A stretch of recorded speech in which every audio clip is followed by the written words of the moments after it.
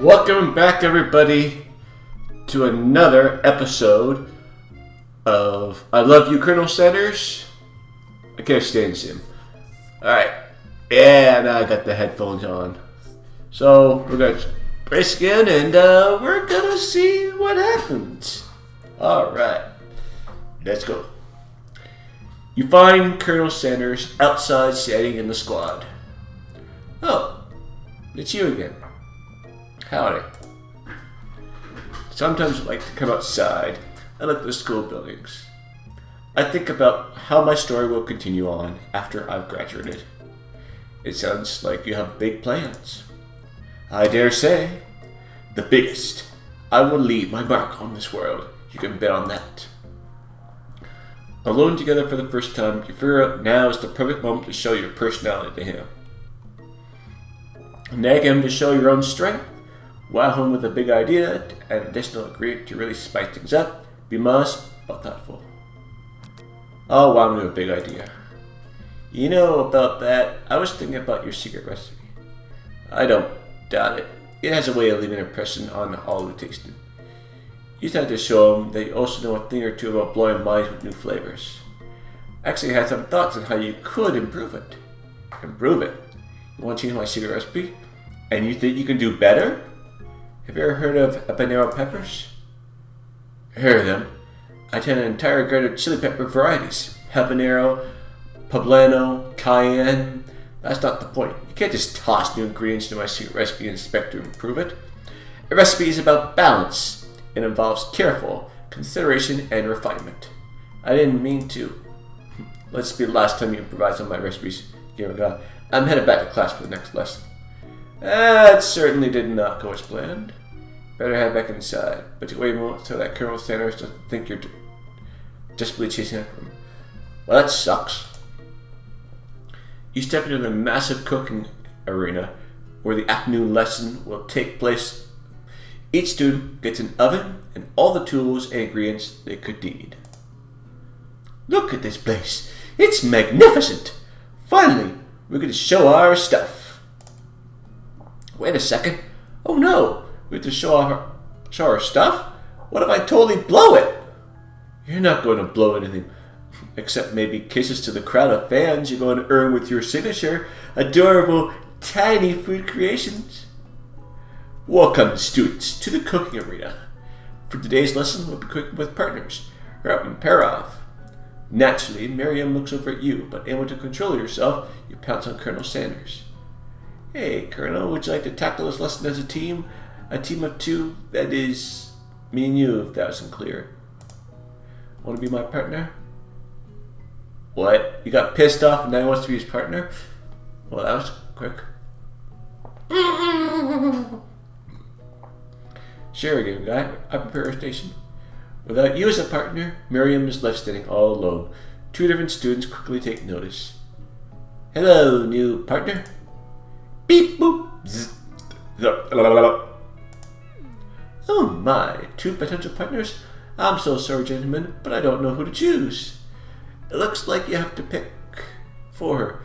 Friend duties can be a little awkward, but that's the price you pay for not being alone forever. Who do you want to ask to be Miriam's partner? A robot? Or, I'm not sure. I'm going to say he's going to be a clumsy chef.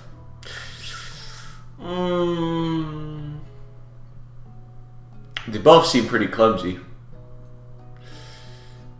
Not gonna say Pop. Yeah, Pop. Sorry, Clank, but I think Miriam will be partnering with Pop today. Aww. Pop gives up a big smile as he steps up to the same station as Miriam. I'm a chef. He holds up a banana and, without peeling it, probably eats the entire. Ew. It's disconcerting, but Miriam is too kind to act gross out. I love your enthusiasm, Pop. So you, really?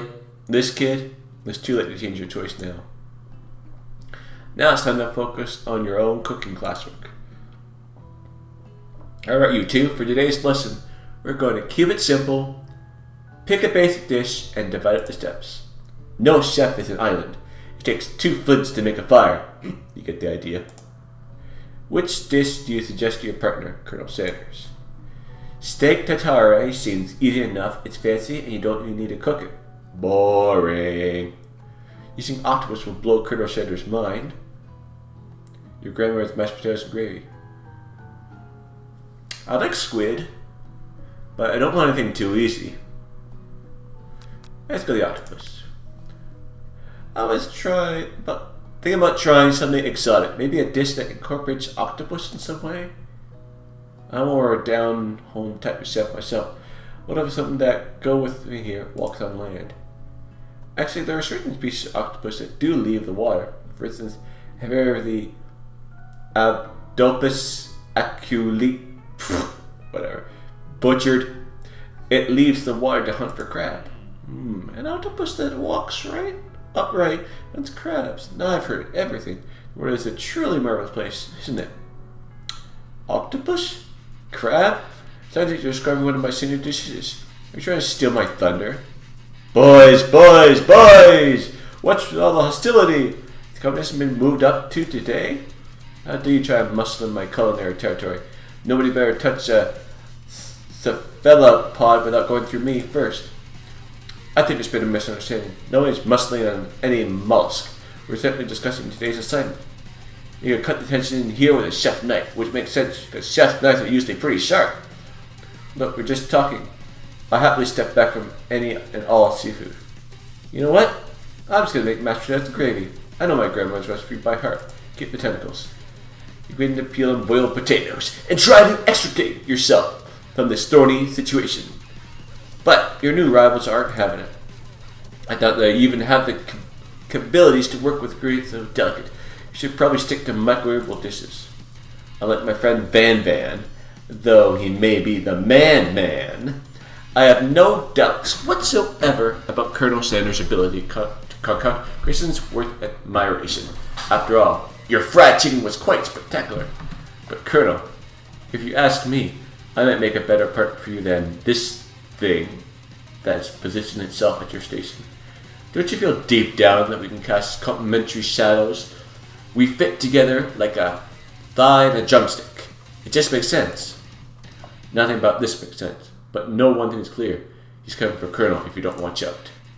And if Gamer Guy and Van are both so inclined to see, perhaps they should go there together. Ashley, I'm suggesting I share the secrets of my special saltwater sauce with this novice. I'm disappointed in all of you. Ashley is really going at you hard. You gotta ask for some backup here before things get ugly. Turn to Colonel Sanders. Oh, it's Colonel. I'm here to learn and express myself via my cuisine, not bigger with prima donnas. Partners were chosen at the beginning class. Let's all respect the format, okay? Turn to Colonel Sanders to confirm that you're on the same page. I chose Colonel Sanders, and Colonel Sanders chose me. Isn't that right? Sometimes conflict can actually build character. I wouldn't want you to shy away from a bit of healthy competition with our peers, Gamer Guy. Wow, is he just not that into you? You think a gentleman would defend you in a situation like this? Did you do something to offend him at some point? You look for Sprinkles in hopes that he might step in, but he's nowhere to be found. Darn those cute corgis and their short butt, sturdy stature. Ugh. Look down at your station and realize that in the tension of the moment, your hands have been cooking on autopilot. Trying by the drama, you've already crushed the boiled potatoes into a perfectly creamy mashed texture with plenty of butter and cream for flavor. To have your natural passion guide you through the steps you know so well while your attention was elsewhere. I know just what to do. Colonel Sanders extends his hand, holding a beautiful white porcelain gravy boat, out of which pours a smooth brown gravy smothering your nearly finished potato dish. Oh my. If you're feeling as hungry as I am, wow! Woohoo! Gravy flows down the mound of mashed potatoes. The results look spectacular. Granny would be very proud. Colonel Sanders holds a true spork. You reach out and grab hold of it, but he doesn't immediately let go. The two of you stand holding the same spork. For that small moment, all the madness and pressure in this crazy world stops. Your eyes lock. The moment is electric. Time stands still. If you love something, set it free. Together, you dip your utensil in the mashed potatoes, lift the heaving sporkful up. When you see Ashley with the sinister look, you know she's plotting against you to be with Colonel Sanders. And then, filled with rage, and without thinking, you fling the sporkful of mashed potatoes right into Ashley's stupid, beautiful face. Oh, no! No! No! No, you don't. No! Gee. Van, do something. Scooping up a fingerful, Van tastes the chicken mashed potatoes and gravy and realizes that it's delicious. Horrified by this revelation, he slinks away. Will he ever be able to cook something with so much love and integrity? Hold on right there, gaming guy. We're not wish food in the broom cooking arena. Colonel Sanders, I expect better from you. Throw one more spoonful, you both better be prepared to eat it from wherever it lands. Ew. Can I have potatoes face? Van made mashed over, the covered dish in his hand. Mashed potatoes with gravy. Pathetic. In just a few minutes, I prepared a full meal. Gaze upon my specialty. Braised tentacle of octopus in my silky saltwater sauce. And a battle axe blade forged by my supreme chef ancestors. You've ignored me for too long. That is now. It is I who will have first bite, and you will all look on with envy. The interrupting student rushes at Van and swipes a bite of his signature dish, right at the plate. No, don't! Something about this doesn't strike my nose quite right. I think the octopus was rust. It may have turned into in the process. The results could be toxic. Too late. It has been eaten. I think I left something in the oven. I don't feel so good. It killed him! Everyone step back. Don't take another bite. When you look back at the plate, the rest of it's gone. You notice the tip of the tentacle being slurped. Ew, the Pop smell. Pop winces in pain for just a moment, and it's almost immediately back to his oblivious self. Oopsie.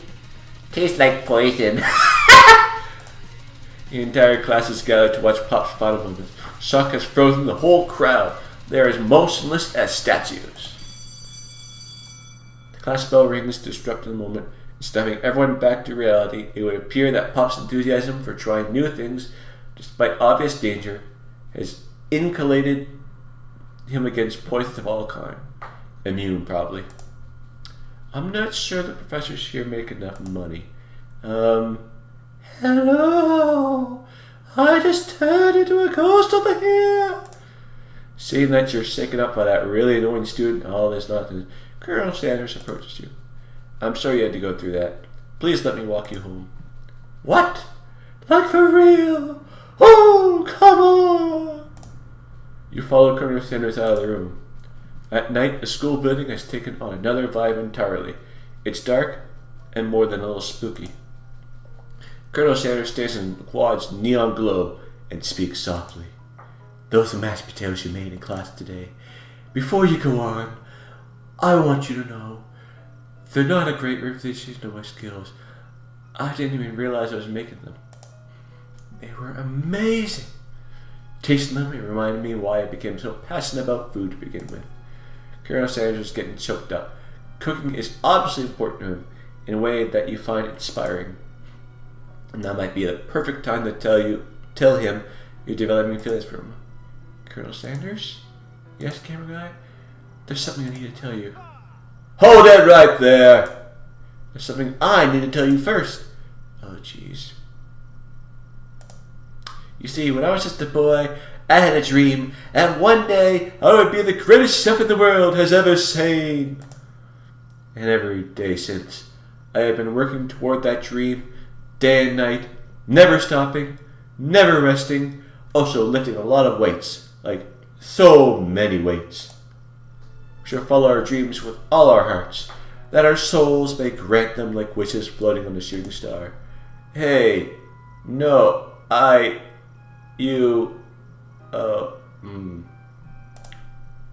Shut up.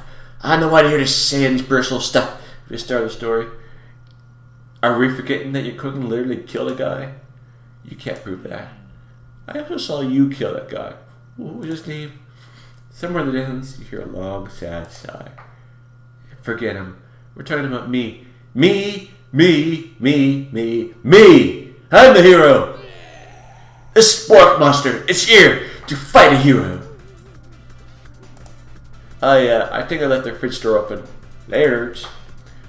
We will not let harm come to our student, except for that ghost kid. I kind of dropped the ball on that. Be afraid! Be very afraid of me! Because I'm a monster! See? If he's rhyming on purpose, is he rhyming on purpose, or is that just coincidence? But before you can discuss syntax any further, it's a turn-based fight sequence. Hope you do. Defend. Decide to defend. Which path do you choose? Oh, not one. Close your eyes, but then open one just enough to squint and see the Spork Monster battlefield. For some reason, this makes you feel prepared for what comes next. Bark Monster goes on the attack. Spit a hot grenade at you. Take 1 damage. Fat lot of good that defense did. He had to go on the attack. Cook with Love. Cook with Love does 1 damage. Spork Monster once forgets. Spork Monster focuses their mastermind and draws an energy from Mother Earth itself. They grow larger and more intimidating. How will you respond? Attack. Attack you use. Cook with Love. That does it. Spork Monster is no quitter. Buffed up and ready to rumble. They go on the attack once again. Monster uses Ulti-Tensile or Tensile.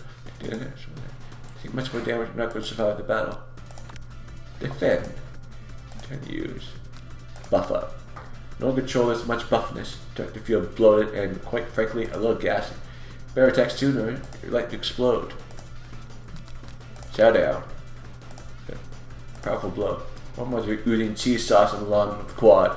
I wonder who's going to have to clean that up. Feeling vulnerable, Spork Monster prepares its ultimate attack, round the edge. Vile villain, your reign of terror stops here. Cursor summons the energy of 1,000 chickens. Hot Power Pinch! Hot Power Pinch does 10 damage. Spork Monster is defeated. You save me. And your Spork Monster spews steam in the night. Forget mercy. Finish him. No student will ever walk the quad and appear again. Must have messed with the wrong chef. You're ready your final attack. You never survived my student depth long destruction. Just did it. Spork Monster is completely vaporized. Kursan looks on awe. Kidding despise me, gamer guy. The defeated monster left behind a special item. It appears to be at first to be a cookbook, but upon closer inspection, it's so much more. It's a book of magic spells with a gold chicken on the cover. You open the cover and find a library card tucked inside. Last thing I've signed is Borko. Borko. That name sounds strangely familiar. Your blood is pumping up as you stand in the quiet of the night, holding the mysterious book in your hands. As you come down from the battle buzz, you realize that your final attack has left you completely depleted. The world around you begins to fade away. Without any energy to keep your eyes open, darkness overtakes you. The image of Colonel Sanders flashes before your eyes as you fall asleep. He must have helped you get home in your tired state. If you couldn't have made it without him, what a guy. You want to thank him, but you don't have the strength to utter a single word. You feel your covers being pulled up over you as you are tucked in tightly. Good night, my Colonel. In your dream, you're together with Colonel Sanders. For some reason, Sprinkles was also there. Instructing your love. Dreams are weird.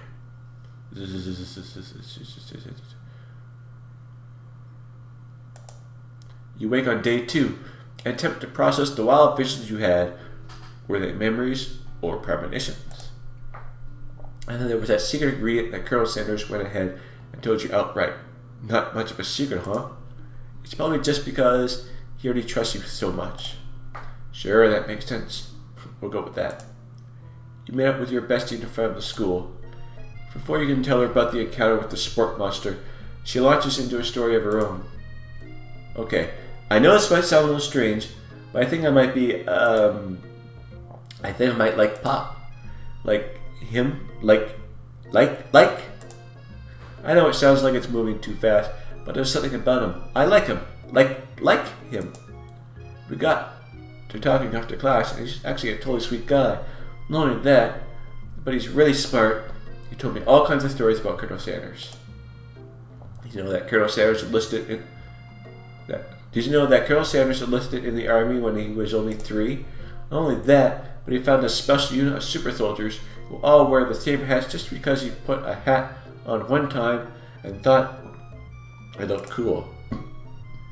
But Colonel Sanders doesn't even wear a hat. He wears a ribbon tie. Either way, maybe it's best if you took it slow with this new boy, like I am with Colonel Sanders. You and Colonel Sanders, the coolest guy in school, the most famous student to ever attend University of Cooking School, Academy for Learning. You're a thing now? You definitely connected yesterday. Ha ha ha. Sure you did. You are great. Why wouldn't he be into you? I guess. Laughing at the implication that you and Colonel Sanders might be a thing is definitely not cool. You are great.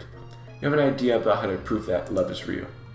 Well, if he's not into me, why don't you tell me one of his secret ingredients? Your bestie's eyes light up. A secret ingredient? Yeah, I just said that. A secret ingredient. Is there a echo in here? Miriam checks to make sure you're alone before continuing. So, this summer while I was on vacation with my family, a lovely man approached me in the botanical garden where I was wandering. This can't be good. He told me all about his passion for spices, secret spices. The man even gave me some. To show me what he meant, he said it was a powder created from super duper rare dried flower petals, and that if I did him a big favor, I could have some of my own. Please, Miriam, don't tell me. So I filled my suitcase with them and brought them home. He was so nice, he even met me at the gate when I arrived. Later, when I cooked with them, a very strange feeling came over me, and the flour was unlike anything I've ever tasted. I think you're being very liberal with the meaning of spices here. Whatever. Anyhow, we both shared an interest in cooking, so we stayed in touch, like pen pals. I bet he would love to know more about new spices. Well, I'm definitely not supposed to share Colonel Sanders' secret recipe, and besides, I only know the one ingredient, so I doubt it'd be much use to anyone. Please, please, please! You'd mean the world to me. No one has to know it came from you or from Colonel Sanders. Should you predict Colonel Sanders? I'm gonna make up a fake ingredient. It's between me and Colonel. Quickly think of a fake ingredient name. I don't know. How about it was I Have Newt? I know. Sounds like some kind of witch's potion. Well, what can you do? I Have Newt? Wow. Her eyes lit up, imagining such a thing, and you figure that you've satisfied her curiosity and should move on.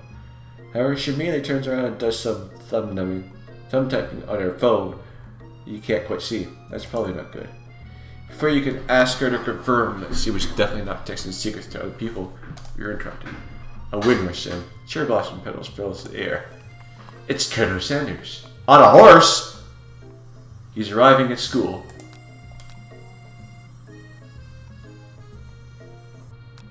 I'm gonna admire him from a distance. Colonel Sanders' horse is truly a thing of beauty. Without ever acknowledging that he's being watched, he does a short horse stance before dismounting it with a flourish. He then slaps the beautiful creature gently on its rear, seeing it's running free in the countryside. You are so struck by the sight of him that you lose the ability to speak coherently. Oh, I didn't realize everyone was watching. Don't worry, he knows his way home. You attempt to compliment Colonel Sanders, but the words don't come out exactly right. What a horseful beaut you have. What a horseful beaut you have. Damn, that's what I just said. Being a good friend, Miriam attempts to cover for you. Oh, gamer guy just gets really nervous around people they like. What? This is not helping. They got food poisoning and were up the whole night. It was gruesome. You should have seen it. Give you a wink and a smile. I say, citation handled. Situation handled. Can't blame a girl for trying. And with that, Colonel Sanders disappears from the school, leaving you and Miriam to follow. When you enter the classroom, you can see your two rivals, Ashley and Van Van, are doing something bad. By the way, they're hiding. You know it must be really bad. Like counterfeiting recipes bad, experimenting with restricted ingredients bad, summoning a demon bad. You try and get a peek over Van Van's helping shoulder. but he sees you coming. Whoa there, little one. I'm not sure you're ready to handle this. Yeah, stop acting immature. You mean to dress the rivals down for their immediate behavior. Culinary school is to be respected. This kind of nonsense is a waste of everyone's time. Yeah, so now you're nice. Oh, you're the emperor cooking, are you? You make the rules? I'm not sure you know a good meal if I ate you. If it ate you. Being the best chef in the world takes more than just culinary skills. It's creativity. It takes panache. And it doesn't hurt to use a little evil. You finally gotta look at what it was they were hiding, and you instantly recognize it. It's a book, just like the one you found after the encounter with the spark monster. It's the same book that I found last night in the quad. Ashley immediately handles Bandman, who hides the book behind his back. I don't know what you're talking about. The book is a family heirloom. Its contents are secret. You notice that they haven't just been studying the book. They've got Pop pinned to the wall, and they're tossing potato skins at him to try to catch them in his mouth. We're playing. Before you can dig it any further, you're interrupted by the arrival of more students. So it's time for class. Beep beep. Clank must be running late. He's in such a hurry that he rolls right over Bandman's meaty foot. Hey, watch it, you bucket of bolts. You watch how you talk to him. He didn't do anything. Zip. Womp. Who do you think you're talking to? I've never heard such language from a stand mixer. Womp womp. No, your mother was a stand mixer. Bandman jumps to attack Clank. Clank shocks Bandman, sending him flying across the room. Protect me, Colonel Sanders! These crazy men are about to come to blows. I think it must be over me. I'm not interested in either of them. Ashley's tone has completely changed in an instant. She bats her eyelashes at Colonel Sanders. Surely, you must know that it's the roots, right? Gentlemen, get a hold of yourself. Stand for the arena, at least. Or don't. Honestly, what do I care? I got lofty career aspirations to focus on. Maybe I can help you with your business plan. Just then, Sprinkles arrives to steal the true start class day. He's pending, which doesn't seem that normal. He's a professor, but he's also a dog. Alright. I'm going to end it right there for this episode. I'm really enjoying this. I'm really enjoying this dating sim visual novel thing. I'm really enjoying it. And I hope you are too. So don't forget to like and subscribe if you like these kind of videos, and I'll make more a bit more frequently. As of right now as it stands, my schedule is Friday, Saturday, and Sunday. I guess around, for now, 1 p.m. Atlantic Standard Time. Yeah. So, that's going to be it for today. This is Gamer Guy signing out and saying goodbye until next time.